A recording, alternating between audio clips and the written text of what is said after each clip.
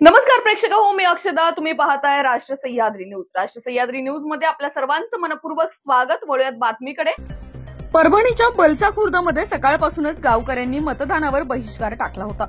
जिल्हाधिकारी रघुनाथ गावडे यांनी गावकऱ्यांची भेट घेऊन संवाद साधला.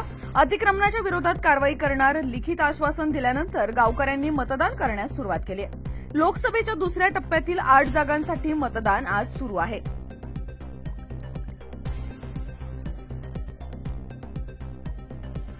परभणीच्या बलसा खुर्दमध्ये सकाळपासूनच गावकऱ्यांनी मतदानावर बहिष्कार टाकला होता.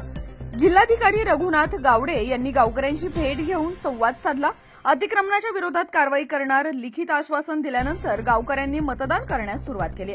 लोकसभेच्या दुसऱ्या टप्प्यातील 8 जागांसाठी मतदान आज सुरू आहे.